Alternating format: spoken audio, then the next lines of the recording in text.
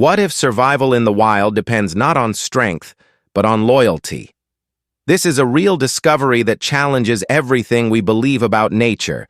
Watch till the end, subscribe, and like the video.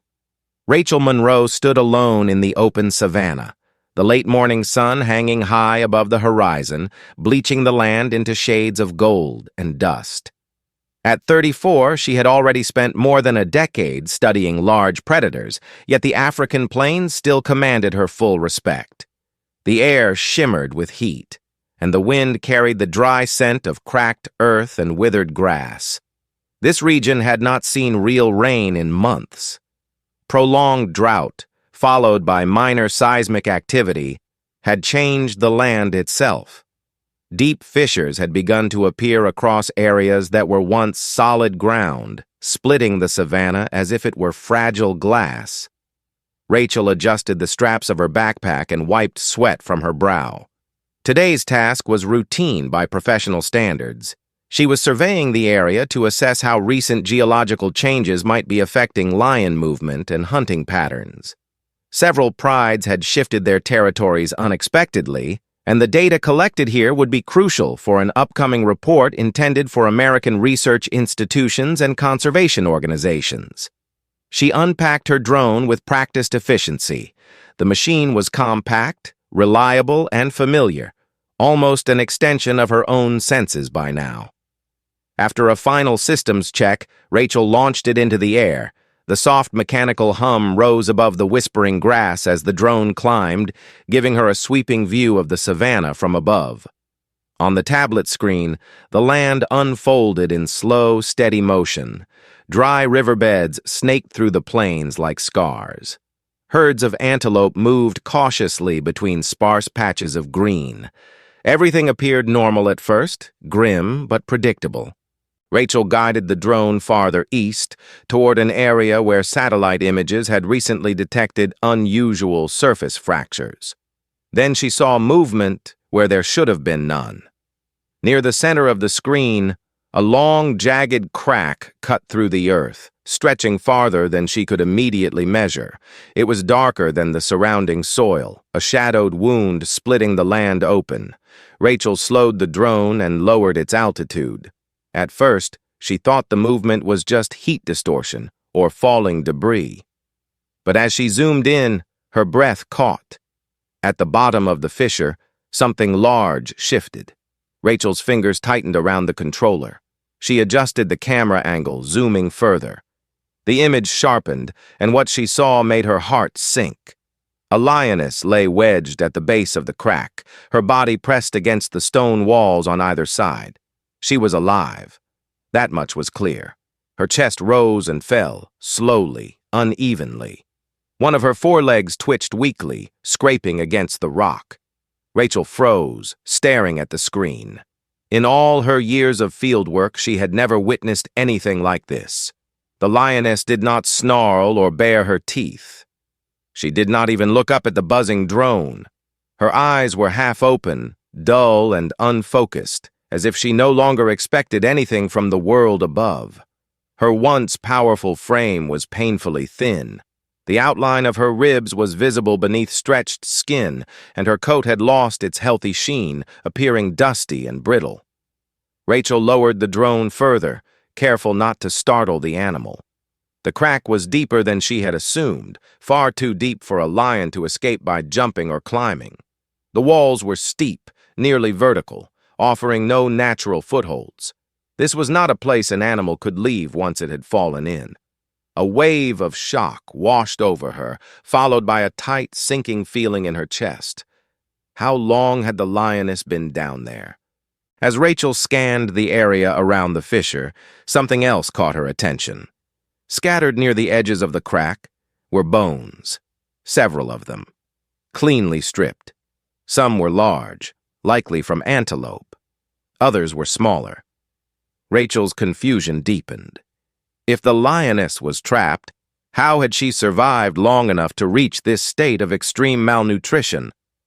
She circled the drone slowly, mapping the surroundings.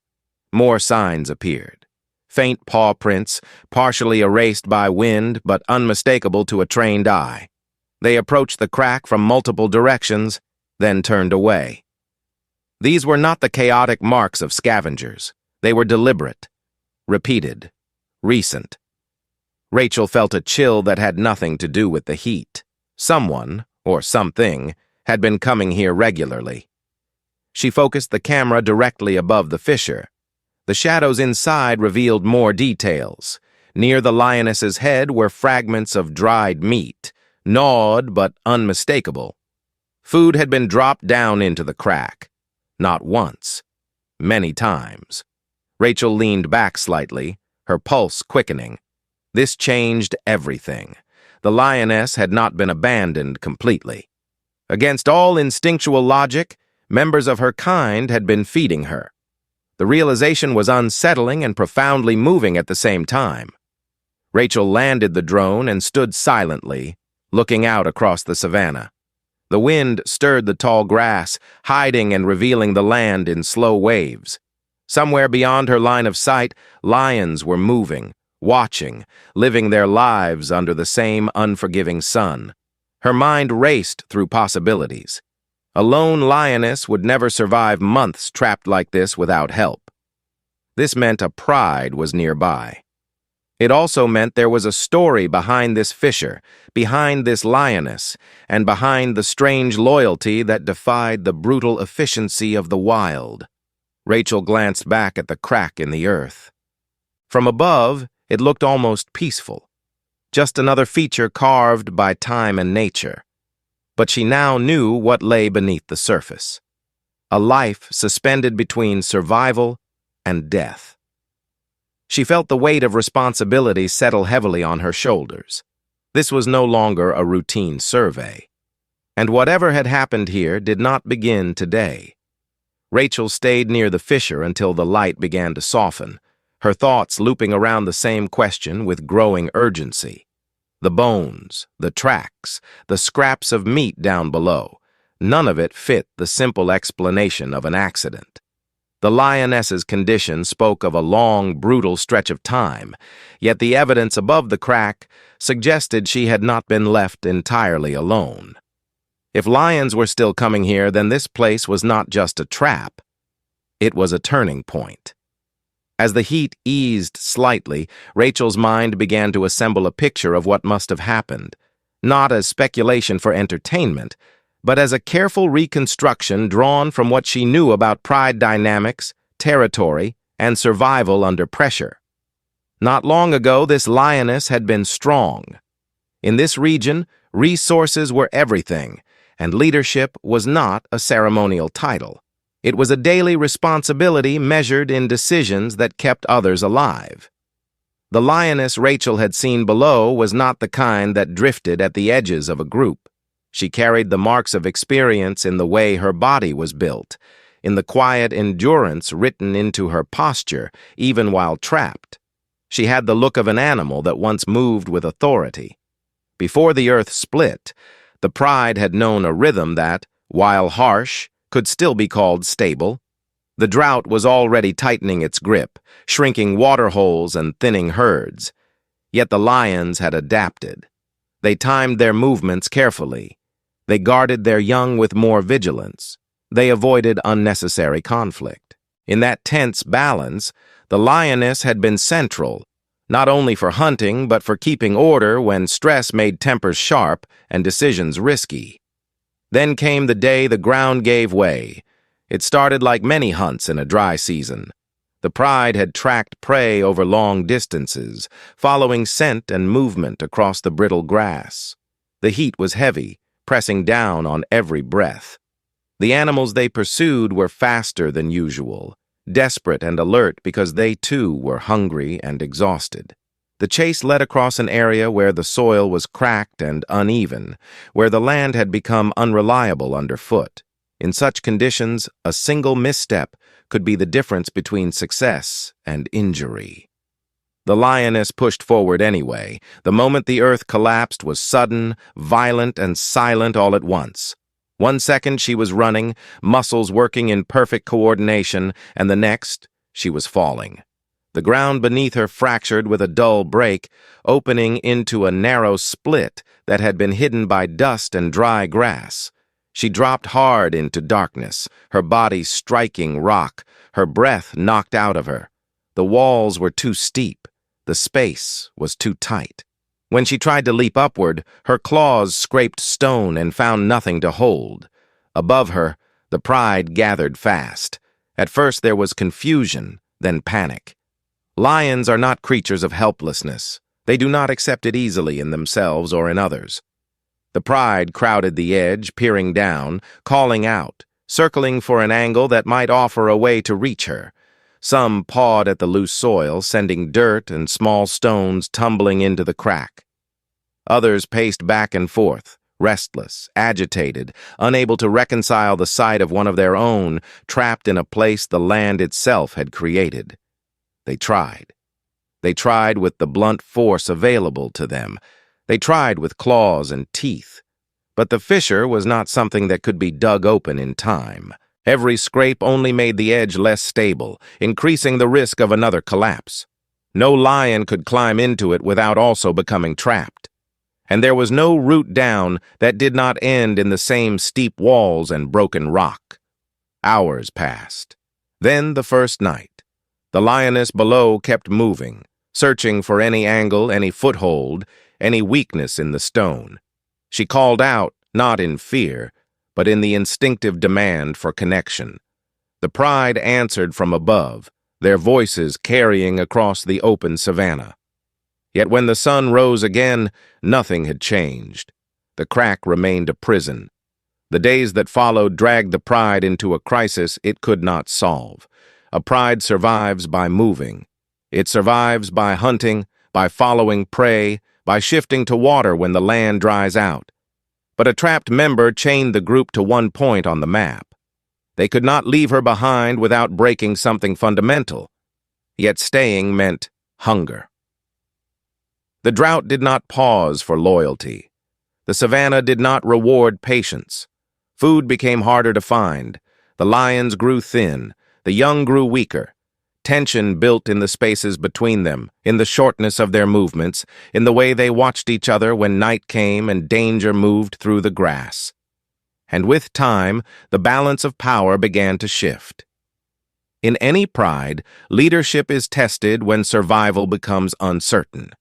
Strength matters, but so does the perception of strength.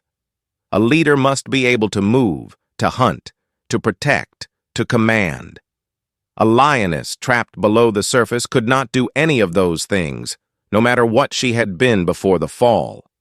Her absence from the hunt, her inability to return, created a vacuum that nature hates and conflict loves.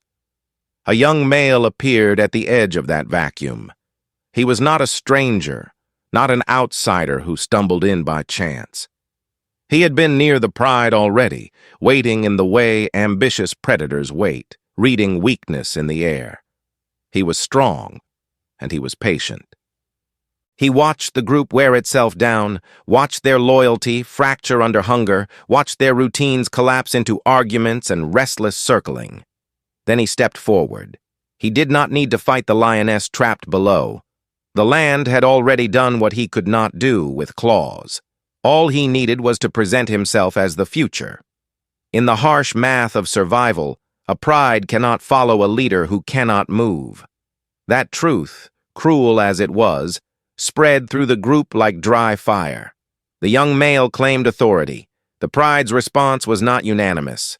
Some held to the memory of what the lioness had been. Some hovered near the crack, lingering longer than necessary, as if refusing to accept that a life could be reduced to a problem. But hunger is persuasive. Fear is persuasive. And the young male carried both in his posture, in the cold certainty of his stare. He made it clear that the pride would leave, not because he announced it like a speech, but because he began to move, and others followed.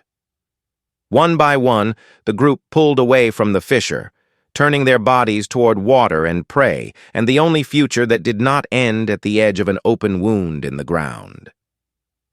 The lioness below was left with silence, but not complete silence. This was the part Rachel understood only after seeing the evidence, the tracks, the bones, the scraps of meat at the bottom of the fissure. The pride may have moved on, but a thread remained, thin and dangerous, stretching back to the crack. A male still returned. He was the lioness's partner, not a figure of dominance, but a figure of attachment. The kind of connection that does not disappear simply because conditions demand it. He came at night, when the new leader's attention was elsewhere, when the grass could hide movement and the wind could carry scent away.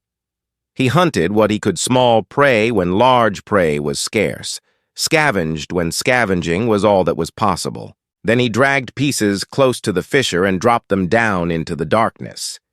Sometimes he was alone. Sometimes other lionesses came with him. They did not come in a proud line. They came like shadows. They approached cautiously, pausing often, listening, scanning for the presence of the young male who now ruled the group. They knew the risk. If they were caught feeding the trapped lioness, it could be seen as disobedience, as betrayal, as support for a past that threatened the new order. Yet they came anyway. They dropped food into the crack and left without ceremony, disappearing back into the savannah as if they had never been there. They could not stay. Staying would draw attention. Staying would invite confrontation. Their loyalty had to be practiced like a crime, hidden and swift. Below, the lioness ate what reached her. Not enough to restore her strength, not enough to make her healthy, but enough to keep her alive. Enough to stretch days into weeks, weeks into months. She drank when rain fell, catching drops when they ran down the rock. She endured the long thirst between storms. She fought sleep when fear crept in with night sounds from above, because the world did not stop being dangerous simply because she was trapped. And above her, the pride continued its life under new leadership, outwardly obeying, outwardly moving on.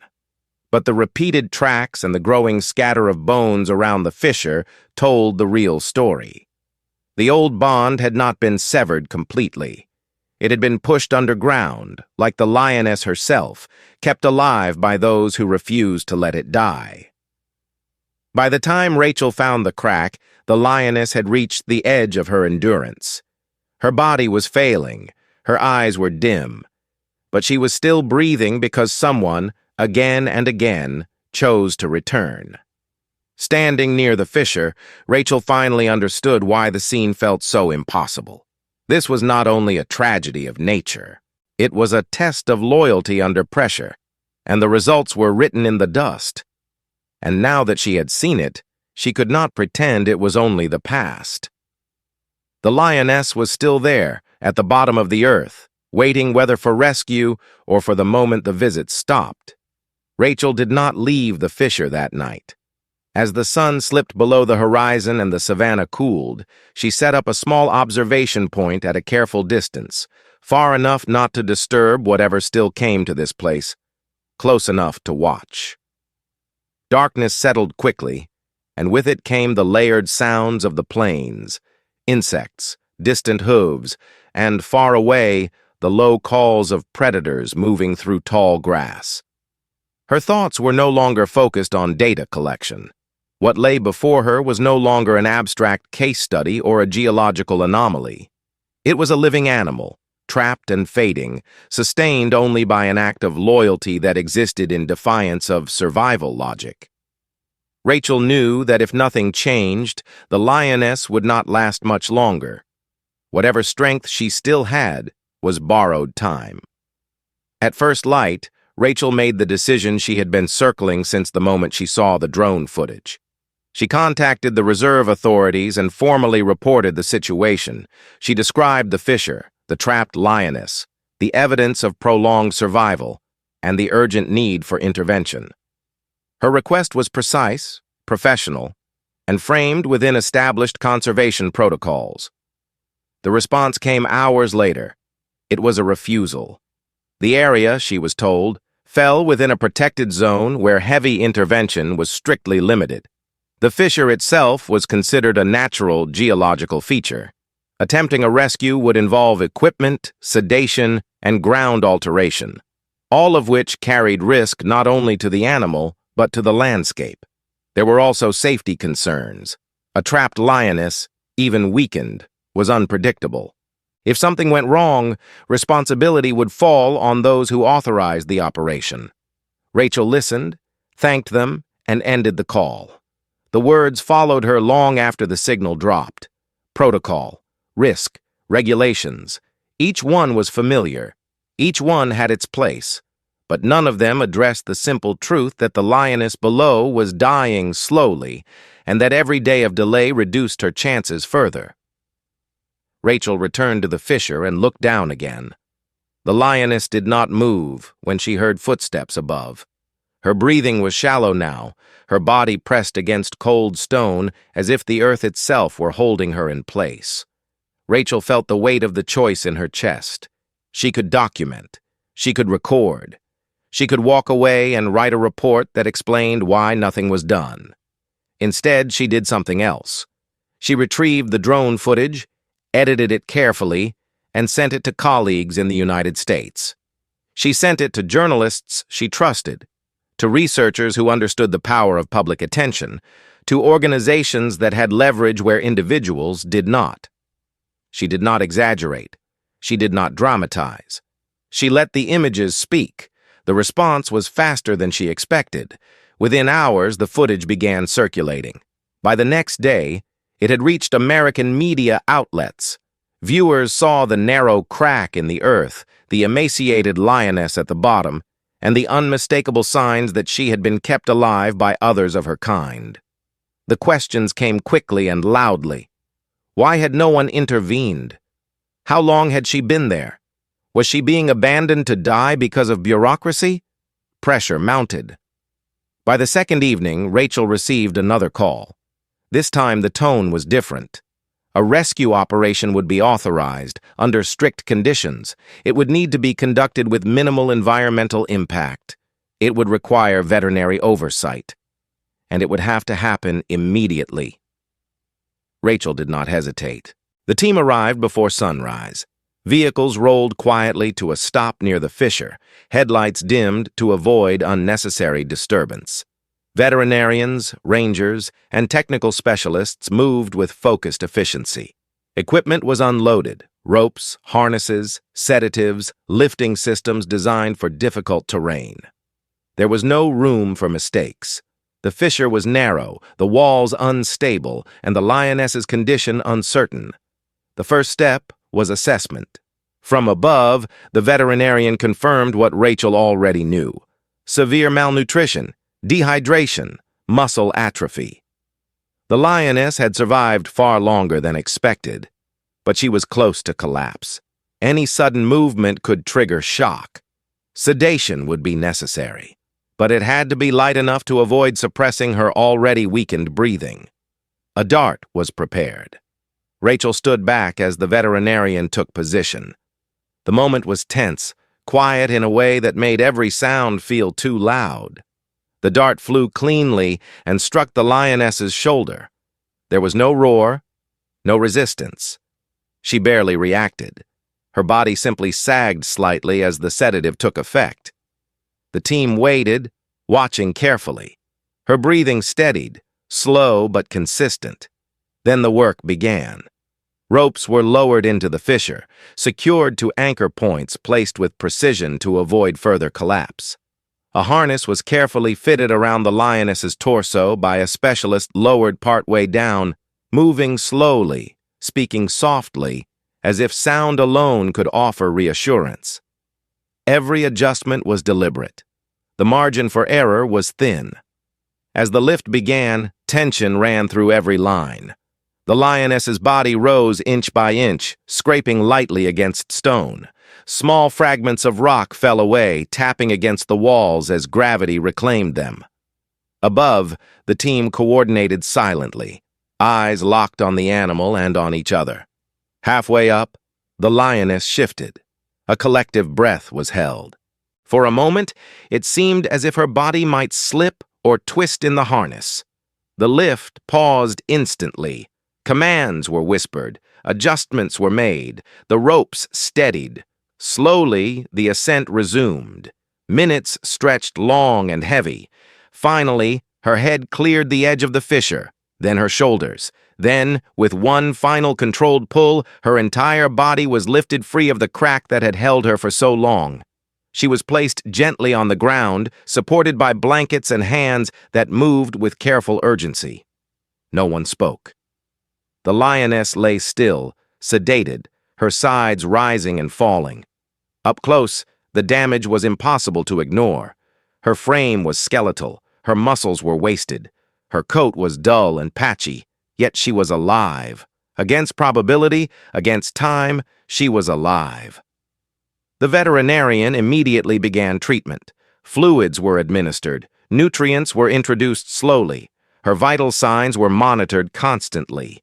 This was not the end of the danger. Rescue was only the first step. Survival would depend on what came next. As the team worked, movement in the distance caught Rachel's attention. Shapes emerged from the tall grass. Lions.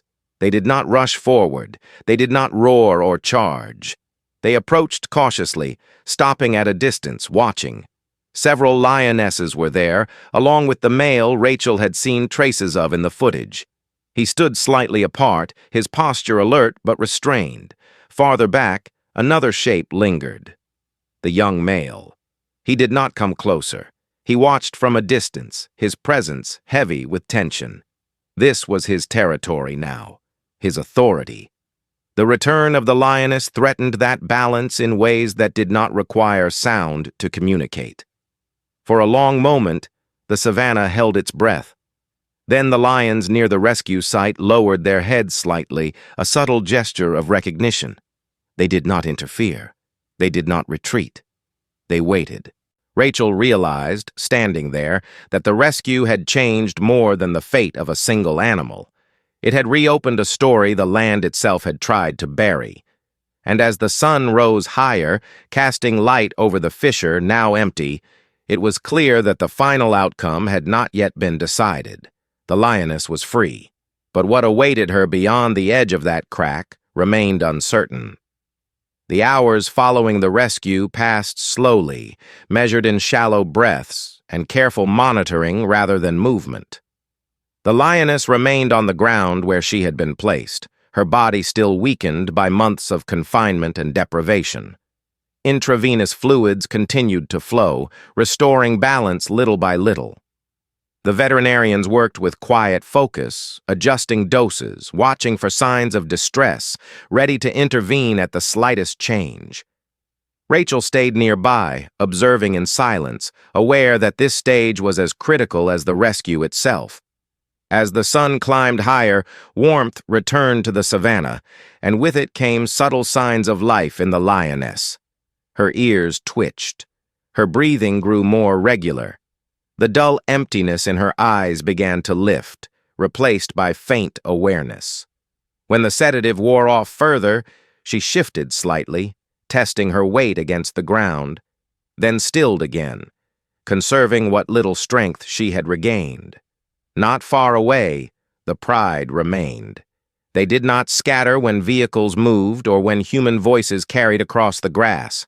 They stayed at a respectful distance, watching. Several lionesses lay down, their bodies angled toward the rescued animal. The male who had returned night after night to the fissure stood alert, his gaze fixed on the lioness, unmoving except for the slow sweep of his tail. Their presence was calm but deliberate, as if they were guarding a boundary that no one else could see. Farther back, the young male lingered on the edge of the scene. He did not approach. He did not retreat. His posture was tense, his muscles coiled beneath his coat. He watched the gathering with narrowed eyes, reading the shift in attention, the quiet alignment forming around the lioness. This was not open defiance, but it was not submission either. It was the moment before a decision, when power must either be asserted or abandoned. The lioness lifted her head. It was a small movement, barely noticeable to anyone unfamiliar with how close she had been to collapse. But the effect was immediate. Several members of the pride rose to their feet. A low murmur passed through them, not a roar, but a shared recognition. The lioness's eyes focused, slowly, deliberately, taking in the shapes before her. She did not bare her teeth. She did not challenge. She simply looked. And that was enough. The young male shifted his weight, stepping back once, then again. His ears flattened briefly, frustration visible in the tension of his body. He released a low sound, more warning than threat, but it carried no authority. The pride did not move to support him. Their attention remained fixed on the lioness, on the figure that had endured the earth itself and returned. After a long moment, the young male turned away. He did not run. He did not look back. He walked into the tall grass, his shape dissolving into the landscape, leaving behind the claim he could no longer hold. The pride watched him go without pursuit. There was no need. The choice had already been made. With the immediate tension gone, the atmosphere shifted. The lioness gathered herself slowly. Her legs trembled as she pushed against the ground, testing muscles that had been unused for far too long. One of the lionesses stepped closer, not touching, but close enough to offer presence. The rescued lioness paused, steadied her breathing, and then, with visible effort, rose to her feet. She stood. The moment was quiet, unmarked by sound or celebration, but it carried weight. Months of survival, pain, and patience resolved into that single act. She swayed slightly, then found her balance. Her head lifted. Her posture, though weakened, carried the unmistakable memory of strength. The pride closed in around her. They did not crowd. They formed a loose circle, heads lowered, bodies angled inward. It was not submission in a human sense, but acknowledgement, recognition of endurance, recognition of place. The lioness did not need to assert herself. Her survival had already done that. Rachel felt her chest tighten as she watched. The veterinarians withdrew gradually, leaving only what was necessary. The equipment was packed away in silence. The vehicles moved back, careful not to fracture the fragile moment. Human presence faded, returning the space to the lions who claimed it. The lioness took a few slow steps forward. The pride adjusted around her, moving as one. There was no rush, no urgency, just motion, deliberate and unified, as they turned away from the fissure that had nearly ended her life. Together, they walked into the savannah. The grass swallowed them gradually, their forms breaking apart into shadow and light until only movement remained, then nothing at all. The land closed behind them, indifferent yet unchanged by what had passed across it. Rachel remained where she was long after they disappeared. She thought of the months the lioness had spent below the surface, sustained by loyalty practiced in secret. She thought of the rules that nearly left her there, and she thought of the moment when endurance, not strength, had decided the outcome. When Rachel finally turned away, the fissure lay empty and silent. The story, however, was complete. In the wild, power can be taken in an instant, but belonging must be earned, and sometimes, against all odds, it is returned. If this story touched you, like the video and subscribe for more true wildlife stories. Write in the comments where you're watching from.